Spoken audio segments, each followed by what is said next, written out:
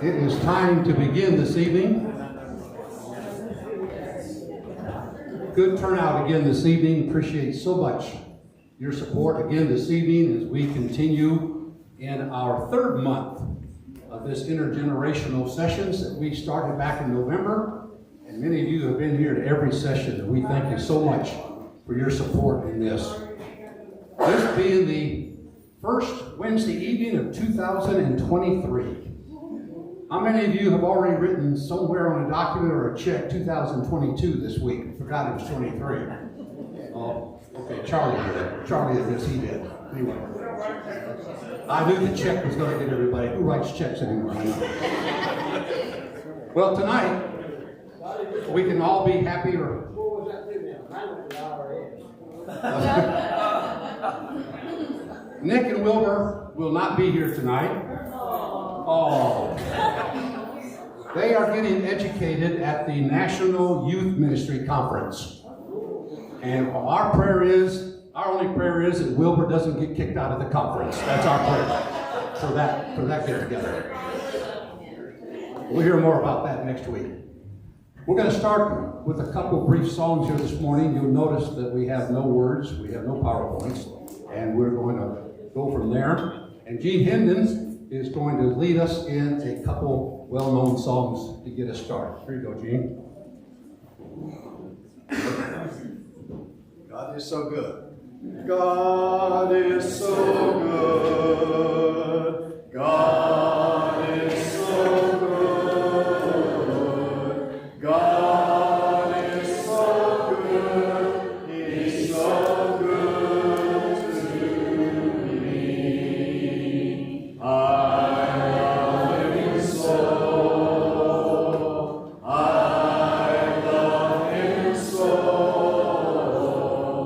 I love him so. He's so good to me. God is so good. God is so good. God is so good. He's so good to me.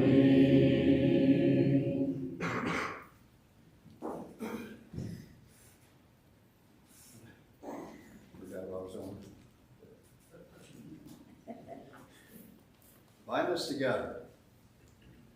Bind us together, Lord, bind us together with cords that cannot be broken. Bind us together, Lord, bind us together, Lord, bind us together with love. There is only one God, there is only one King, there is only one body, that is why we can sing. Bind us together, Lord, bind us together with cords that cannot be broken.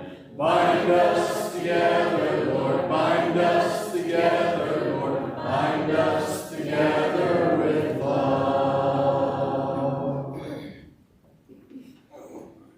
Thank you, Gene.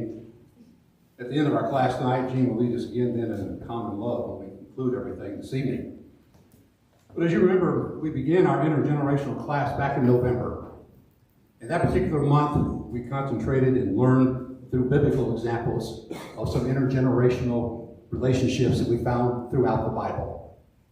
And then last month, we had lessons learned for all generations through some of the parables that we find in the New Testament. Now, who can tell me what parable did Wilbur bring to us last week? Parable of the banquet. Pardon? Parable of the banquet. Parable of the banquet. All right. Was it the banquet or was it the prodigal son last week? Thank you. You threw me. I thought I was wrong. Prodigal son, lost son, prodigal son. You do not get the prize I had in my pocket for you. You know.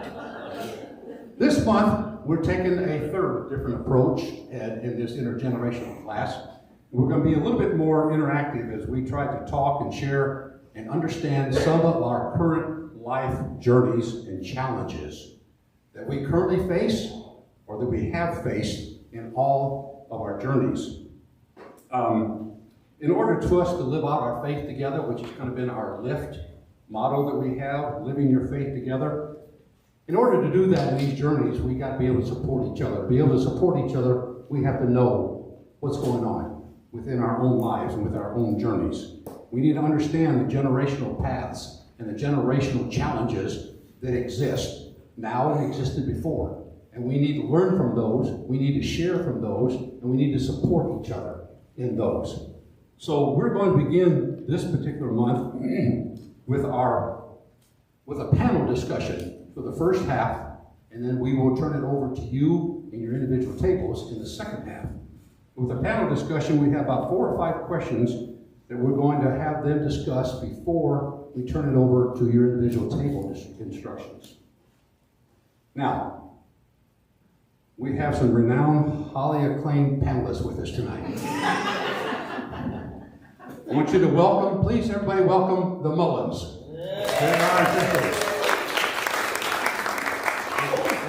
At least welcome JR. Christy scares me. Wilbur warned me, but anyway, I went ahead.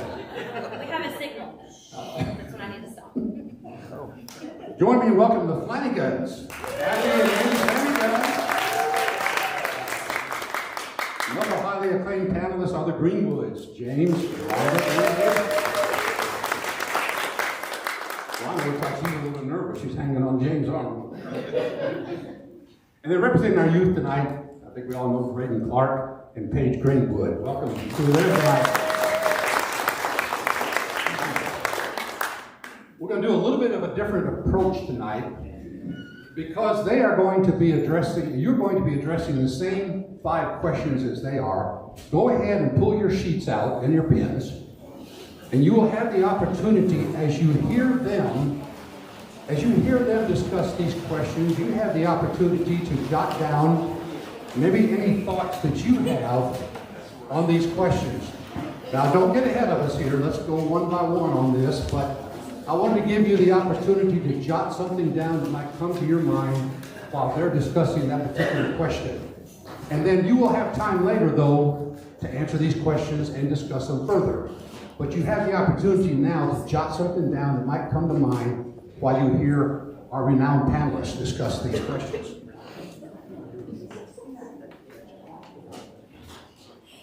We're going to start off with just kind of a softball question to get everything going. And we're going to turn it here to Braden. Let's pass it on down there. Braden, if you have one, what is your least favorite chore at home? For me personally, I would have to go with doing the dishes. It's just not something I enjoy doing. Putting them in the dishwasher and out of the dishwasher? Yeah, it's just tedious.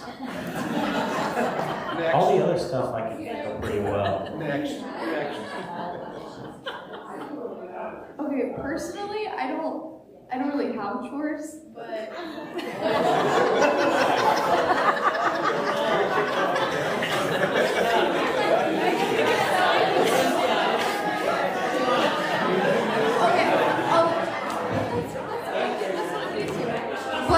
if I had to pick one, because I only have one, it's cleaning my room. But I don't really do that either. So That's a whole other class on parenthood. Share with us. I would say dusting. I did that today, and picking up everything, and then dusting, and then putting it all back. Yeah, that's tedious. Cleaning out the garage.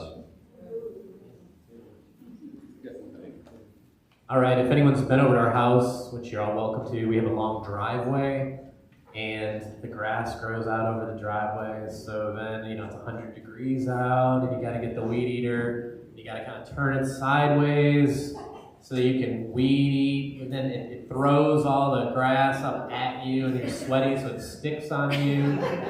It's hot. It's long. There's some burrito up there. We gotta get that.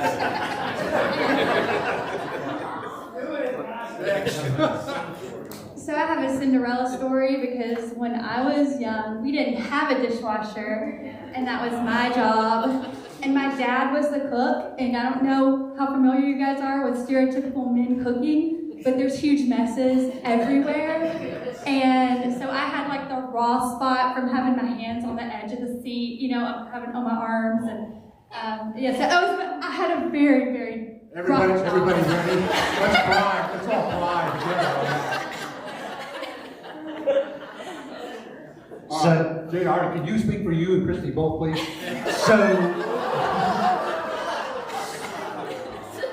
So we had kids, so we didn't have to do chores anymore.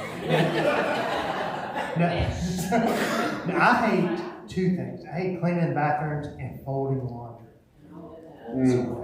I hate all of them. All chores? All right, where's Ray Falconberry? Ray. I'm right here, Ray. What chore do you like least at your place, Ray? I don't like to do plumbing chores. No plumbing chores, especially if it's related to the commode, right? No plumbing chores. Anybody else have a chore they don't like, they least like? Share with us. Making the bed. Making the bed. If Mint is gone and never is made, I just jump right back in. I make it. Making the bed. I'm close to that one. I hate taking the sheets off and then putting that fitted sheet back on again underneath the mattress. I don't like that task. I don't like that. Anybody else want to share on that? Yes, there's Amy. Folding fitted sheets. Folding fitted sheets. They don't fold. They don't. All right. Appreciate you sharing on that. Each one of the panelists are not going to have time to answer every one of the questions. So we have one particular individual that's going to take each question, and then anybody else is going to chime in with that particular question. Let's look at question number 2. What draws you closer to God than anything else? I think, Rhonda, you were going to start that one for us. For me, it has to be being out in nature. I really love to go for a hike or a run, and when I'm out and listening to my Christian music and just talking to God, I feel like that's my time with Him, and I'm able to kind of be away from all distractions and just focus on listening to Him and talking with Him. All right, somebody else chime in. What draws you closer to God than anything else? So I'll go along with Rhonda. I love to hunt, and there's nothing better. I feel so close to God watching nature wake up, sun come up. You know, you start hearing the birds, and I don't know. You get to have your quiet time. Your little, I call it my little talk with God. So that's when I feel the closest. And then you kill his innocent animals. Absolutely. Or I do. And you kill what? Innocent animals. Innocent animals. Brandon, you got something to share?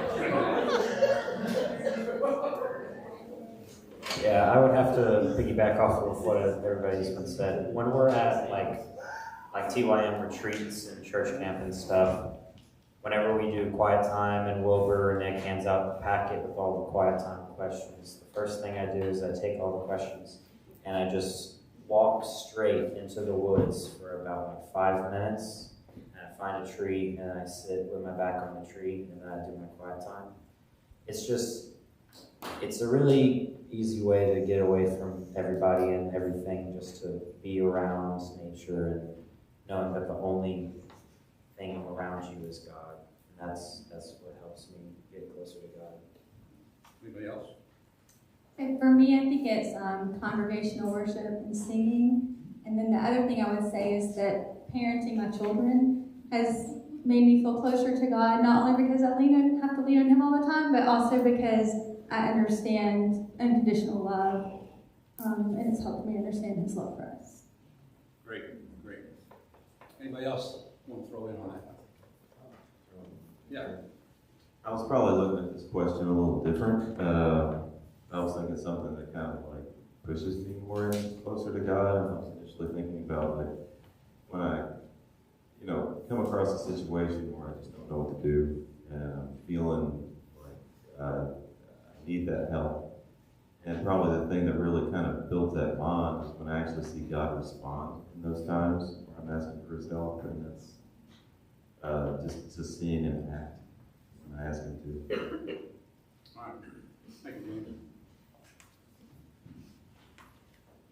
You have a chance to, your thoughts, jot them down and share on that question when we turn it back over to all of you all and later in the session. Now, on question number 3, I really want each one of your tables, hopefully you have a mix at your table. We were trying to make sure it happened. That we have some of the younger generation, maybe 30 and younger, with some of the older people at the table, older generation, because we want to hear, are we in sync in understanding of each of the generations?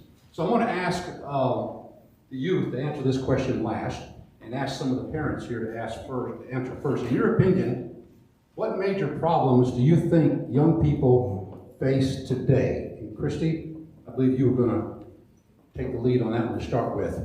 Technology.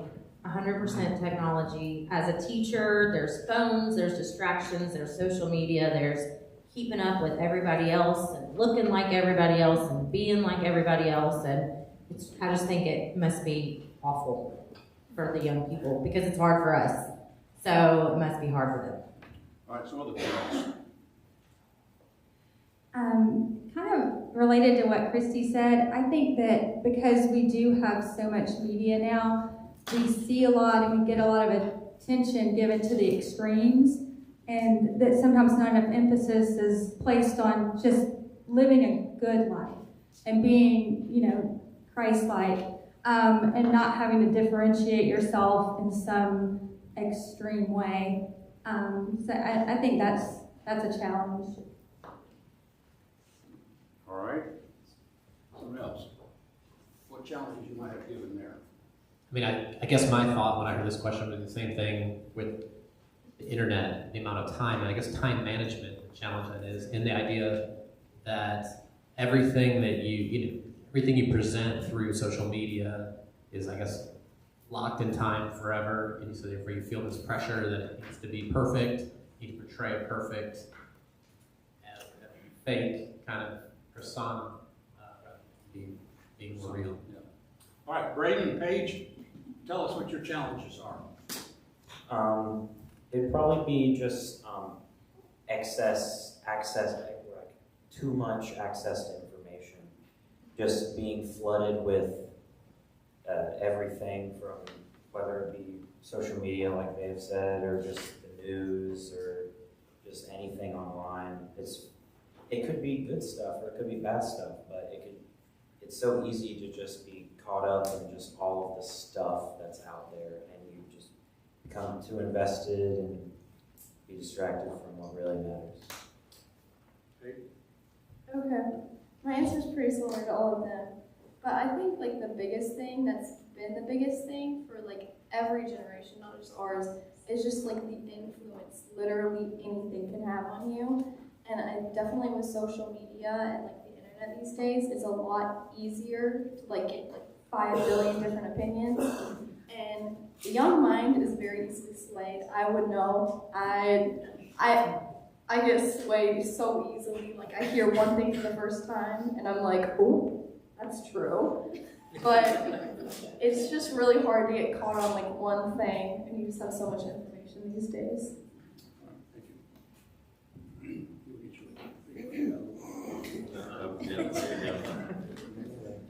All right, that's a question that I'd like for you specifically to spend some time on at your table. If you of the older generation would kind of answer that question first, and then listen to those of the younger generation at your table. All right, in what area of your life do you need to trust God more? I think James is going to take the lead on that one. Yeah, I don't know if I have the best answer on this, but when I thought about it, I was like, well, all of them, I guess. I mean, I'm reminded of the verse in the Bible that says, pray about everything, and worry about nothing, and, be thankful. And I know there's a lot of things sometimes where I think I've got it covered, and I don't pray about certain things that I think I have covered. Maybe there's times when I don't, maybe I trust too much in myself, and I'm not trusting as much in God in those things. So I think it's just kind of being kind of open and transparent, so to speak, with God about everything, and not just reserving certain things for Him. Sense. Comments about trusting God? Mine is, as a parent, children. I did not have anxiety until I had children, and just wanting to do everything right. And I just need to pray about it. I need to turn it over. I need to read. I need to listen. That's been my biggest challenge or scary thing that has given me anxiety and worry, and I hold too much of it to myself, and I need to give it away. Anybody else like to, Braden? Oh, go ahead. We got time.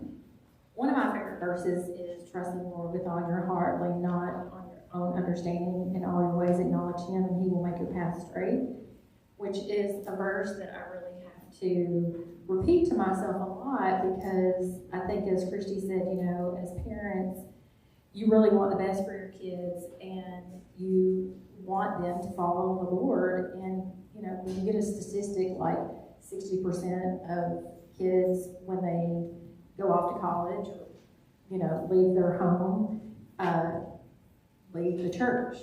And so I think I know that God was always seeking me, and I didn't always do everything right, but He never left me. And so I have to remind myself that God has my kids too, and we've taught them, and we just pray and hope that that they won't be part of that statistic.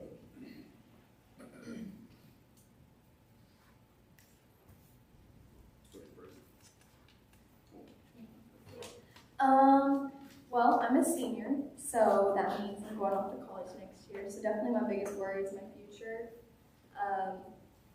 And I just have a lot of worry about that. So, and I don't think worry is a bad thing.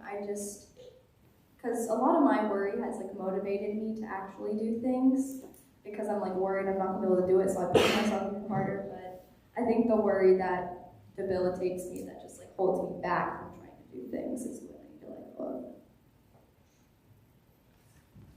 Yeah, to piggyback what she said, obviously I'm also a senior, and I'm going to college in the fall, and I just need to be able to trust Him. And in going off to college, going to be independent for the first time, truly independent in my life. Going to have to make my own decisions to get up in the morning and go to class and all that stuff. And I just get worked up that I'm going to mess it all up. And I just need to trust God that He'll provide. I'll say one thing real quick. For me, it is having confidence that He loves me as I am, and that while it's good to remember how unworthy we are sometimes of His grace and love, it's also not a gotcha situation where as soon as we fall short, He's like, oh, you didn't pray about that, or oh, you didn't do what you're supposed to do. And I think sometimes deep down in my mind and in my heart, it's hard for me to accept that He does always forgive me and loves me the way I am. Thank you so much. All those are very heartfelt answers, I can tell. I think even Christy had a tear or an eyelash. I wasn't sure which one it was. I thought it was a tear. Okay, I looked too much into that one. In all seriousness, in number 5, Braden is going to share with us how would your life be different if you knew Jesus was coming back in 6 months? Braden's going to take the lead on that one. You asked for the question. Yeah, so if I woke up one morning and I was somehow found out, either someone showed up and was like, hey, hear Jesus is coming back in 6 months, I don't know, it would kind of start off as shock, but then I would look back at, it would kind of put my life under a magnifying glass where I would really see how I need to live like Jesus more. I need to love more, forgive more, and really just not put it off. Because I feel like with young people, we're like, oh, we got the rest of our lives to become Christians and be good people. But it doesn't matter. He could come back in 30 seconds or 30 years. We don't know. So we need to try to live like Jesus now and not procrastinate. Anybody else want to share their comments on that? I wrote, whoa. So like that, like the whoa. And then it would definitely be my focus and intentionality, like just what is important, it would make all those things that I'm gonna do later, I'm gonna start that later, I might start that now. So it would definitely refocus me and make me intentional about how I spend those next 6 months. Yeah, I think it would immediately do what James says, is look at the word as a mirror reflection real quick, and which we should be doing ongoingly anyway, as we live the Christian life. Okay, it is 7:30, and I'd like for you now to skip question number 1. That was just a softball. We enjoyed that one. But each of your tables now, start with question 2. I'll give you about 6, 7, 8 minutes in question 2 to discuss that question among each other, and then we'll move on to the next question. So go ahead and begin your discussion on question 2. Let's thank the panel for them. Yeah, your checks are in the mail.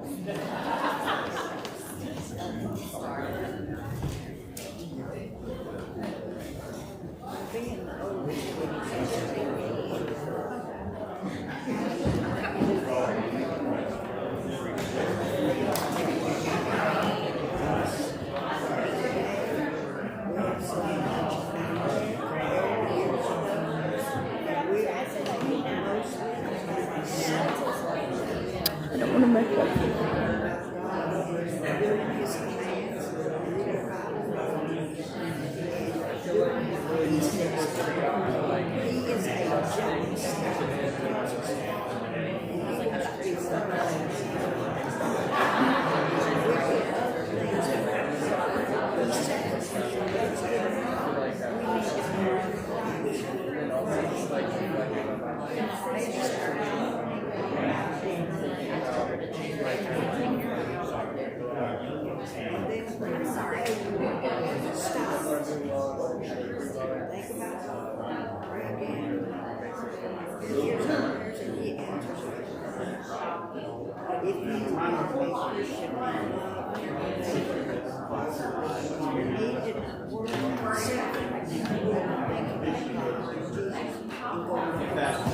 Happens to be going somewhere, some sort of activity.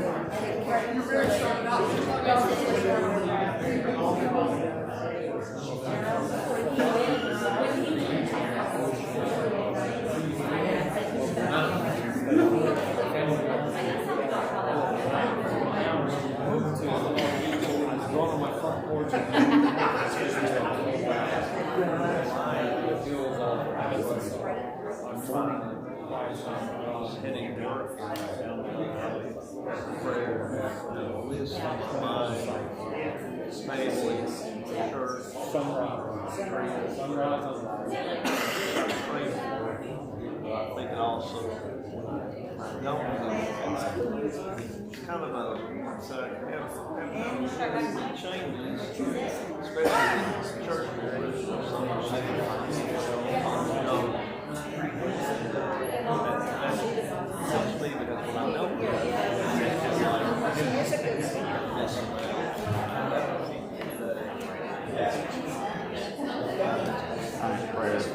prayer always on.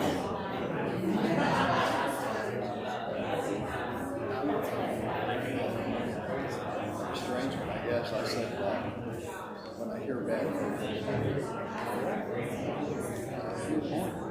brings deeper prayer for family.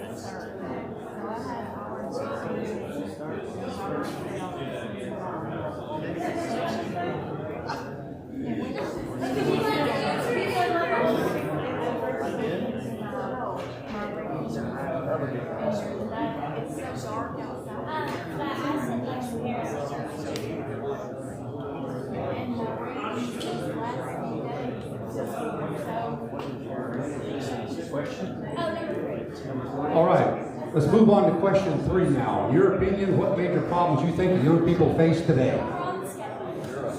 The older generation wants you to answer that question and then look to the youth as your table and see what their reply is.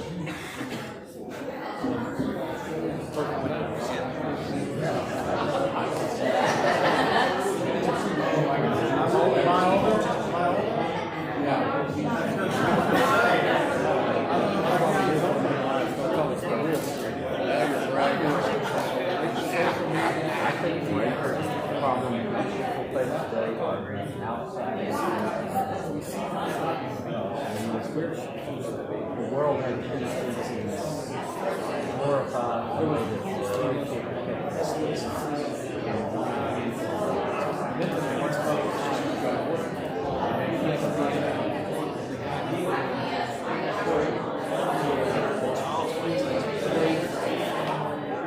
for us who are older,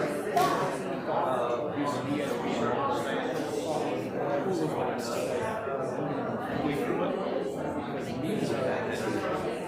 That's just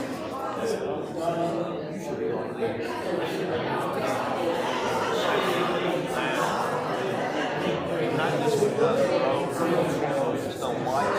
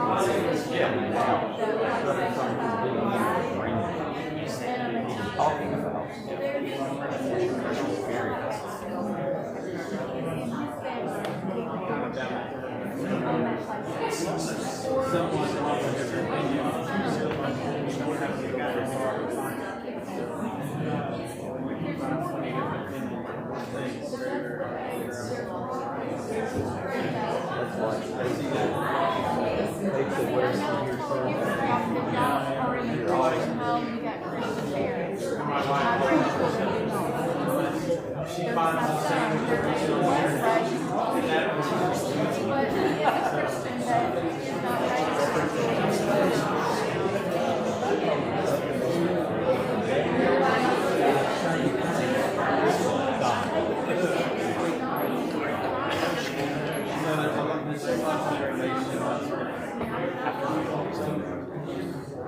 different ways of looking at this book and that book, and you have to make sure it's hard to find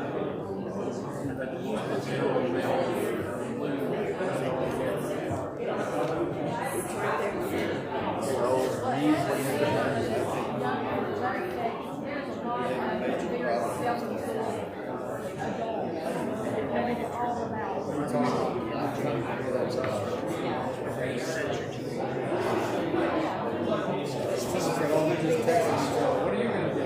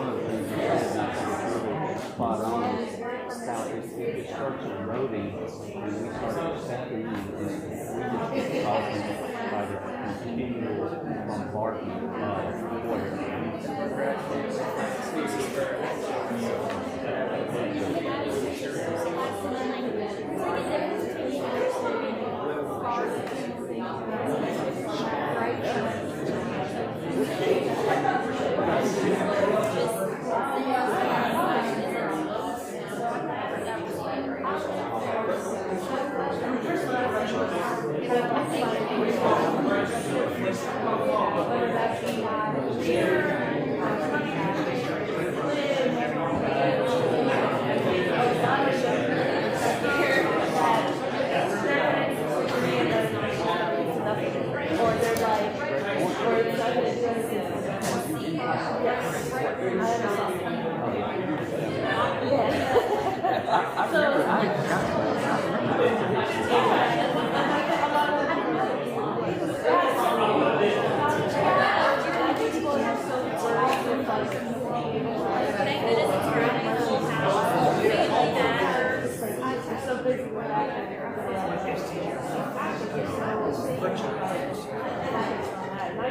Okay, I gave a little extra time on that question. I heard a lot of good discussion going around all the tables as I walked around. Some great young people were really filling us all in, almost at every table, and I gave a little more time on that third question. But if you don't mind, move on to the fourth question. What area of life do you need to trust God more? Be open as honest as you can. Very briefly, share that with everybody around the table now. Question number 4. Thank you. I'm worried. I worry and pray. I know there's a lot of first all that I'm here to trust God. It doesn't take much for me to start worrying. I don't like my heartbreak. That's why I started taking it serious. And I worry. Like I come back next to where I'm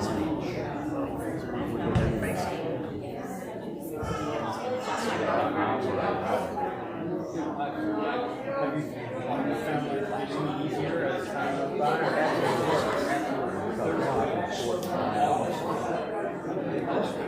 Well, the car breaks, okay, I'm not going to afford that now, but in the past, it's a major change. So it makes it a lot easier when you have a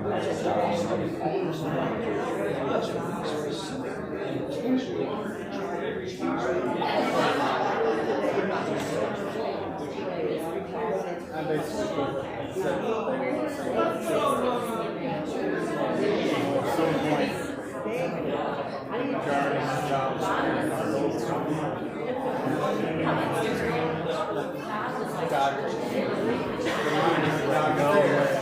yeah,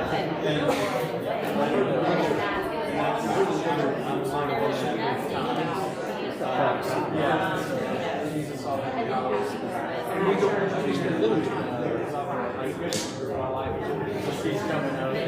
She just got a car and a job, and she's out and about. Yeah, so worrying about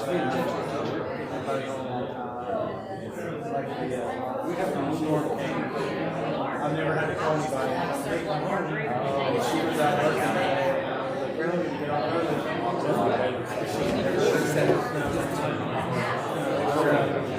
Extra worries.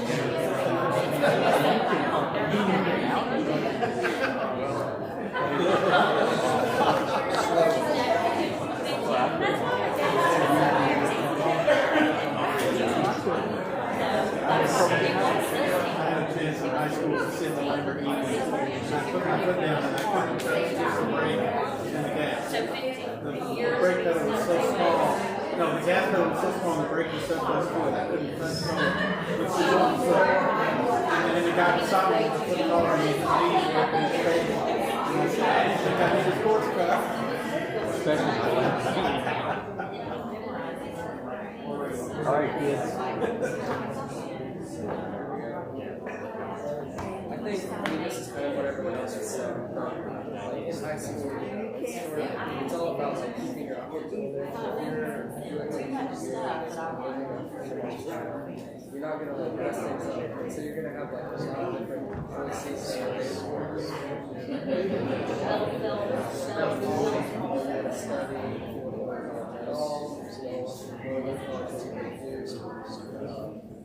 and then like thinking about there's so much more with that.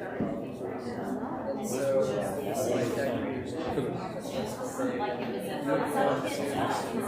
you'll love it.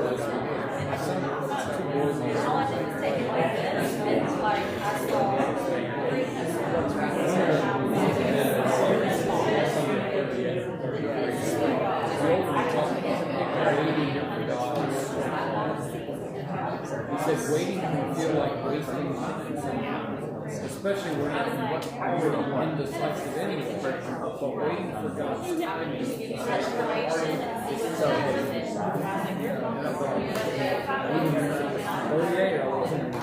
no pressure. It's just me.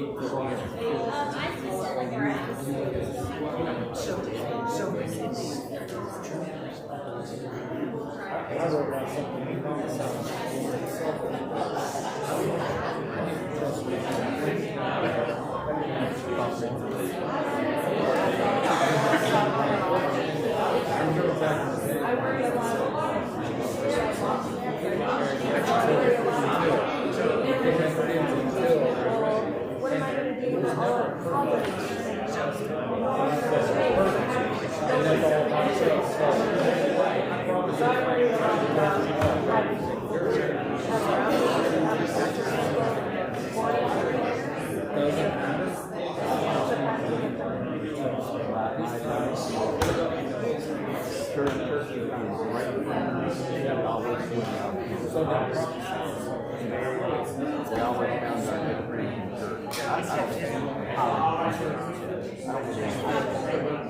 All my friends. I have a couple that sit in our tables that I've known 40 years. Well, we have a Christian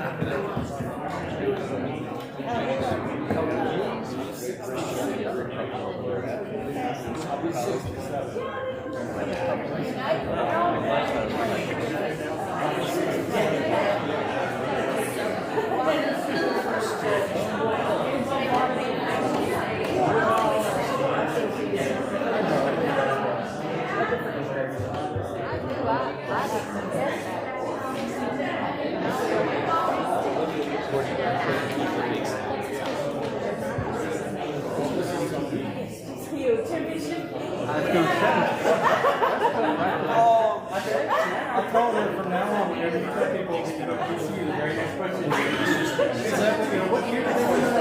Or whatever, if they win. Change of why. I'm always here the next thing.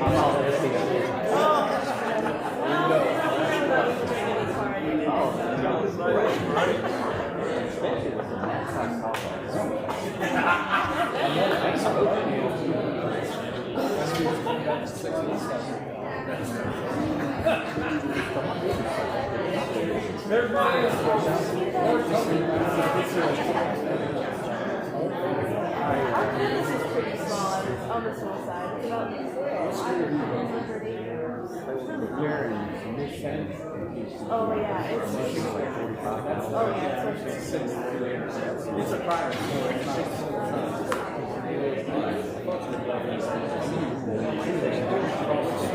It's a lot like Vanderbilt. The whole city is. I mean, Nashville and Vanderbilt are not the same. It's not worse than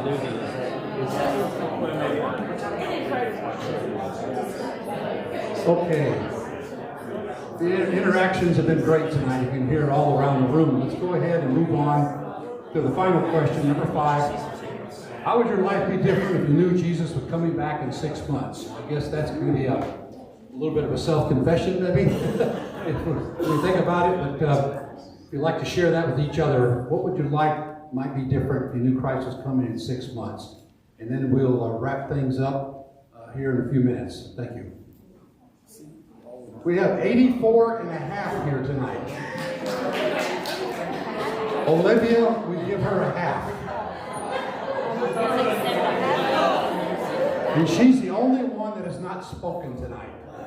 I think everybody else has. All right, question number 5. Go ahead.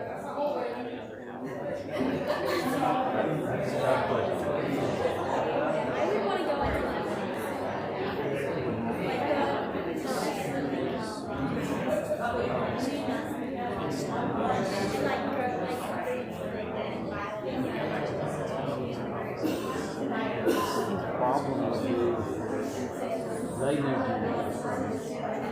Jesus, and they couldn't believe it. So they could go around telling everybody, and they're not doing it. So isn't that interesting? So if we have that, and they knew that, and people were celebrating.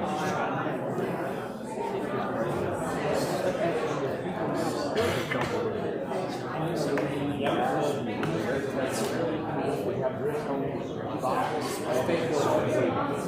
I'm sure you were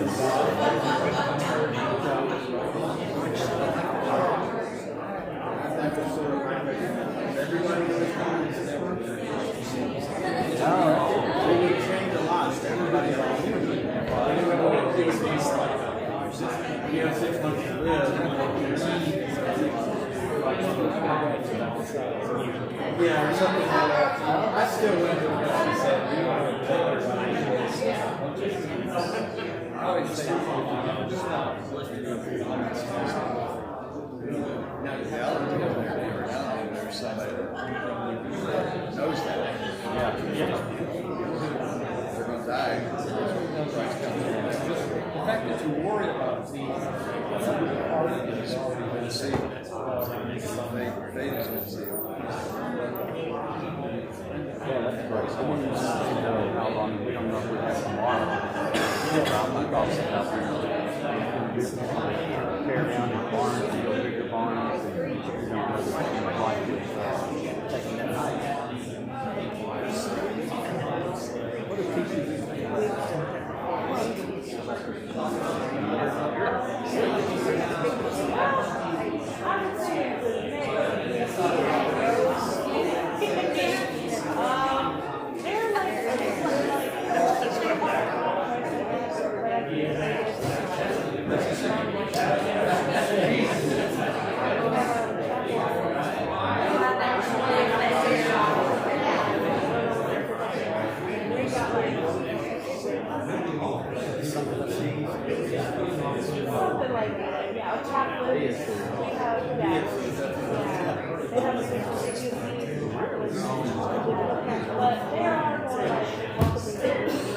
There's a phrase that goes around that says, he is bigger, smaller, and everybody quotes that as a joke. But the first thing I said was brought back from. I was working on an everybody knows basis with this question. I was working on it in college. Because I think it's one of the more better things to do. I mean, college is great. You learn a lot, really. I think there's better ways to do this.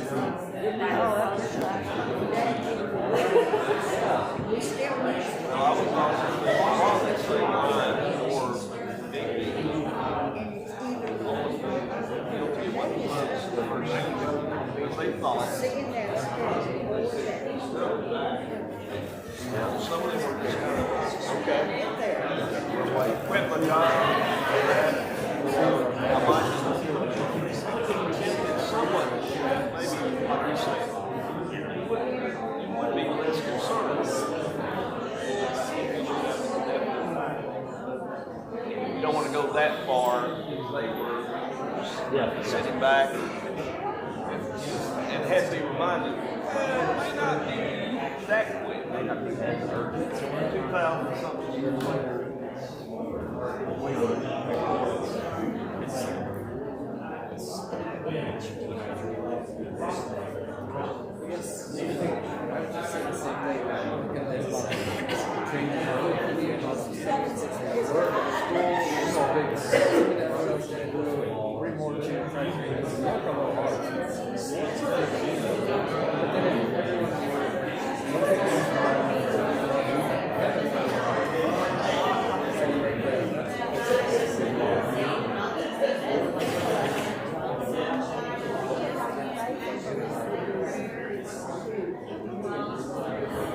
Move. That's a key word. Move. Because right now the word is gone. I just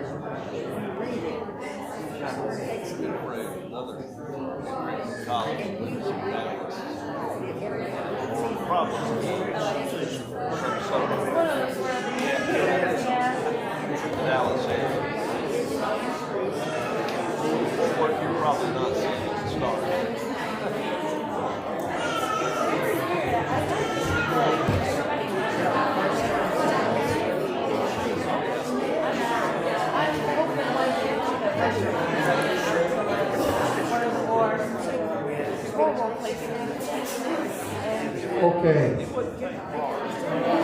It is now 8 o'clock.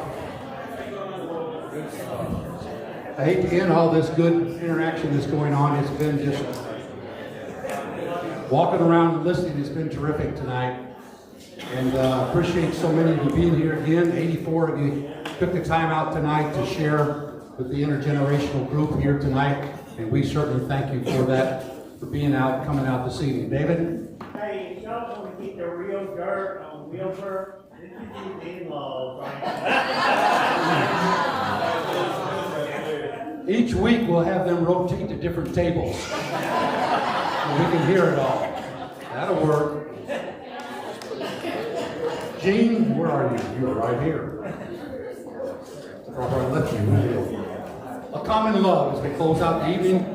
If you'd like to stand, feel comfortable holding hands with the people around you, feel comfortable this day and time.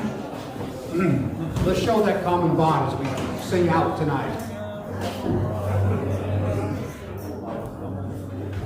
A common love for each other, come and give to the Savior, a common bond, holding us to the Lord, a common strength when we're weary, a common hope for tomorrow, a common joy in the truth of God's word.